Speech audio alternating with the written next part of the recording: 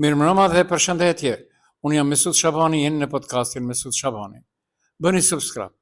Miq të mi, sot është e martë, data është 17 muaj 2 viti 2026, vit që po e shkelim. Shqiptarët në Republikën e Maqedonisë së Veriut adresë politike nuk kanë më. Për shkak se jo që VMRDP-ne i ka bllokuar, ato janë edhe vetë të bllokuar. Çfarë nuk kemi dëgjuar sot? Në Kërçov, Lëvizja Besa dhe njerëzit të cilët janë të afërt me Fatmir Limanin kanë shkarkuar degën dhe antarët e saj. Në ndërkohë në mbrëmje, Besa thot të gjitha partitë politike nëpër qytete, degët e tyre pra të Besës janë në moratorium.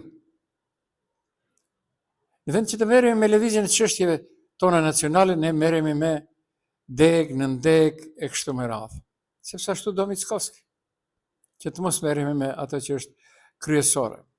Por, sot më ka rastisur që përspari jep t'ja të drejt zëvendëskryeministit të parë për çështje të vlerësime të mira, ashtu unë e them, Arben Fetajt, i cili vetëm në një pjesë të intervistës së tij pati të drejtë. BDI-ja vërtet ka pasur 7 ministra në jurisprudencë të drejtësisë. Por, BDI-ja sot ka ngritur një kallëzim penal për Ministrinë e Drejtësisë. BDI-ja, po të mos ishte ajo që ne e njohim, edhe ka të drejtë. Edhe ka të drejtë sepse është në opozitë. Mund të kërkoj çdo gjë, atë që se ka bërë vetë, janë të tjerët ta vlerësojnë. Ndërsa, atë që e thash pak më parë se zëvendëskryeministri i parë, Arben Fetaj kishte të drejtë vetëm për këtë pjesë. Ministra të drejtësisë në vitin 2000 deri më tani i gjet me gjitje Ismail Dardish. Hajde edhe një herë i gjet me gjitje. Interesant. Emrin e dikujt tjetër, mbi emrin e dikujt tjetër. I gjet me meti o Arben, vetëm edhe pak. Deri më tani i gjet me gjitje Ismail Dardishta, Bilen Salihi, Blerim Bexheti, Adnan Jashari, Valdet Xhaferi, Krenar Lloka. 7 ministra shqiptar kanë qëndruar në atë ministri dhe nuk e kanë parë të rrugës të rregullojnë një problem bazik, një çështje administrative që është kalimi i një provimi në gjuhën shqipe për provimin. Po pra, ka të drejtë. Mirë po, nuk ka të drejtë në kohezion. Dini pse? Sepse 2 vite po bëhen.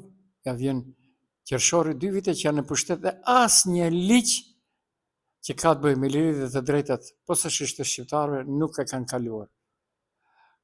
Nëse i referohemi të kaluarës, atëherë i bie që PDSH ka qenë më efektivja nga gjitha partitë politike shqiptare në Maqedoni deri tash, edhe se BDI edhe se çdo tjetër. Sepse për 2 vite jo të plota, se vitin e tretë plasi lufta në vitin 2001, realizoi shumë çka. Në mos asgjë tjetër, ajo i pru të gjitha këto festat nacionale dhe fetare të shqiptarëve në Maqedoni. Boll një punë, nuk pati mundësi tjetër. Dhe provimi i jurisprudencës pra është përgjithësi e kaluar apo dështim aktual. Unë tash do bëhem më mençur. Çështja e mosmbajtjes së provimit të jurisprudencës në gjuhën shqipe ka rikthyer në qendër debatin për zbatim real të drejtave gjithësore në Maqedoninë e Veriut. Përplasja politike mes Bashkimit Demokratik për Integrim dhe Koalicionit Vlen. Po zhvillohet mbi një terren ku përgjithësia është e shpërndarë në kohë, por konkrete në momente. Pra ka një kontekst juridik. Ligji për përdorimin e gjuhëve e një gjuhën shqipe si gjuhë zyrtare, krahas maqedonishtes në institucionet shtetërore. Nëse një provim shtetëror si ai i jurisprudencës nuk ofrohet në shqip, lind pyetja nëse kemi të bëjmë me shkelje ligjore apo me interpretim të kufizuar të dispozitave. Vendimi përfundimtar pritet nga gjykata kushtetuese e Republikës së Maqedonisë së Veriut, e cila shqyrton kushtetueshmërinë e ligjit për përdorimin e gjuhëve. Ky proces mund të përcaktojë jo vetëm fatin e provimit në shqip, por edhe shtrirje reale të përdorimit të gjuhës shqipe në administratë.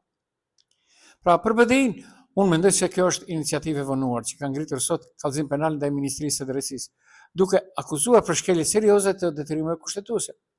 Megjithatë, kjo parti ka qenë pjesë e qeverive për mbi 2 dekada dhe ka udhëhequr 7 herë Ministrinë e Drejtësisë.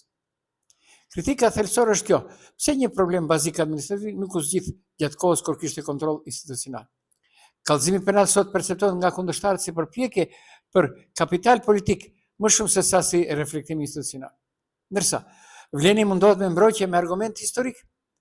Vleni thekson se nga viti 2007, 7 ministra shqiptarë kanë qenë duke drejtuar Ministrinë e Drejtësisë dhe nuk e kanë rregulluar këtë çështje. Ky është fakt politik, por jo justifikim për mosveprim aktual. Të qenë në mbështetjen kupton përgjegjësi operative. Nëse ekziston bazë ligjore për ta mundësuar provimin në Shqip, atëherë mosgjidhja e problemit tani është dështim aktual, jo vetëm trashëgimi i së kaluarës. Dhe debati nuk është vetëm për një provim, është për hendekun midis ligjit dhe zbatimit. Maqedonia e Veriut ka miratur kornizë ligjore relativisht të avancuar për të drejtat gjuhësore, por zbatimi shpesh ka qenë selektiv, i vonuar ose i kushtëzuar politikisht. Me këtë rast, të dyja palët flasin për ligjin, por asnjëra nuk ofron plan konkret dhe administrativ. A ka kapacitet për organizimin e provimit në Shqip? A pengohet nga akti ligjor? A kërkon ndryshim procedural apo vendim i ri administrativ? Pa këtë përgjigje debati mbetet retorik. Dhe në përfundim del kështu: derisa po dëshirën dhe kaluarën, bëdi për 2 dekade, tani vlen të gjitha subjektet që kanë qenë pjesë e sistemit ishin në pushtet, dikush më pak e dikush më tepër, pra bën diçka përveç Vlenit, por vendimtare është vullneti për të zbatuar ligjin në praktik. Pra, hajde çfarë bëni? Respektoni, është ligji. Pse ja lejoni ministrit të drejtësisë që ai të manipulojë? Nëse provimi i jurisprudencës nuk mbahet në Shqip, atëherë ose ligji nuk është i qartë, ose në institucion nuk e zbatojnë. Të dyjat janë problem. Deri në vendimin e gjykatës kushtetuese, çështja mbetet më shumë betejë politike se sa zgjidhje institucionale. Dhe sot Inspektoriati për gjuhë dhe zbatimin e gjuhëve doli në teren. Ishte në Ministrinë e Drejtësisë. Pra, Inspektoriati i gjuhëve kërkon nga Ministria e Drejtësisë zbatimin e ligjit. Në ndërkohë, Igor Filkov, ministri, tha duhet të respektohet ajo që është e shkruar, jo ata që me inspektoriate vinë dhe na kontrollojnë. Dhe inspektorati ka dhënë 3 afat ditë për ta përmbyllur mbikëqyrjen e jashtëzakonshme. Nëse njëta refuzon për të zbatuar amendamentin 5 të Kushtetutës dhe ligjin për përdorimin e gjuhëve, atëherë me siguri që do të ndërmarrin të gjitha hapat dhe veprimet të cilat na garanton ligji për inspektoratin dhe ligji për përdorimin e gjuhëve, deklaroi inspektori Herolind Limani. Unë uroj sukses, por duke nisur nga ajo se si Vleni po mundohet që ta hudh fajin keq diku tjetër, jo që ta mbroj, atëherë del situata dhe do duhet të kontrollohet edhe nga gjithë të tjerët. Jo vetëm partitë politike shqiptare, por edhe nga ndërkombëtarët. Jo të vi çështja për në Komisionin e Venecias dhe atje pastaj të dihet çdo gjë. Nuk është okay, por ne vazhdojmë më tej. Do ndalemi nga pak edhe për Safi City. Për 2 javë, Ministria e Punëve të Brendshme ka deklaruar se ka sekuestruar 98 automjete në mbar Maqedoninë. Udhëheqësi zakonisht dhe shpritur tetova me 14 automjete të sekuestruara.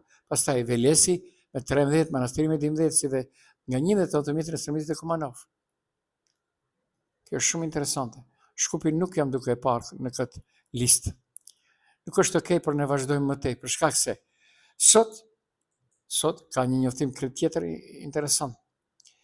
Ndryshimet e fundit në kodin penal parashojnë masat e reta për sigurinë në rrugë, ku përveç makinave tashmë edhe traktorët që konstatohen të parregull teknikisht ose të paregjistruar do të konfiskohen më njëherë nga policia. Pra, në fokus do të jetë ndryshimet traktorët që qarkullojnë pa sinjalizim adekuat, dritat e pasme, fenomen që ka shkaktuar reagime të shumta në opinion dhe ka qenë burimi i aksidente të rënda. Se për ndërmerret kjo mas, sipas të dhënave nga Ministria e Punëve të Brendshme, çdo sezon bujqësor regjistrohen 10 aksidente ku mjetet e udhëtarëve godasin traktor nga mbrapa. Mungesa e dritave, shumica e traktorëve në zonat rurale lëvizin gjatë natës ose në musk pa dritat e pasme, duke bërë të padukshëm për shoferët e tjerë. Okej, nuk është okay, por ne vazhdojmë më tej, pra. Kujdes edhe ju shoferët. Do dalim pak edhe në komunën e Tetovës. Nga ditja e djeshme kanë filluar të shpërndahen flet pagesa përfundimtare për atë që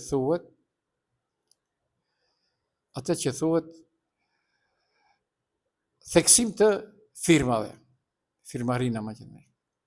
Dhe miqtë mi, mos u çuditni, kur do t'ju vinë këto tash, përveç asaj që quhet ligji për të vëshën për pronë tatim, kjo do t'jetë edhe më befasuese. Kanë filluar t'i ndajnë. Nuk është okej, por ne vazhdojmë më tej. Dini se nëpër Maqedoni ka shumë para.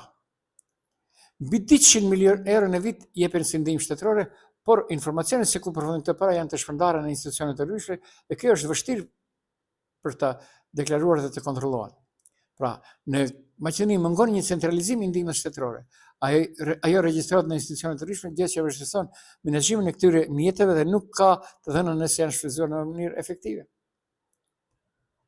Nuk është okej për ne vazhdojmë. Dini ju gjë kush ka marrë para nga ju, nga këto institucione shtetërore? Jo. Jo. Rreth 18.000 punëtorë të arsimit fillor kanë mbetur para rrogat e janarit dhe paralajmërojnë gref. Nga sindikata më e madhe reprezentative e arsimit SASHK e konfirmojnë vonesën, por thonë se kanë marrë sigurime se kjo ka ndodhur për shkaqe objektive. Si u bë çdo herë, kjo është shumë interesante. Çdo herë të ketë pengesa. Çdo herë të ketë pengesa. Pra, miqtë mi, jemi në një situatë ku vërtet shqiptarët më as i pyet dikush, por as i mbron kërkush. Pra, nuk i mbron kërkush.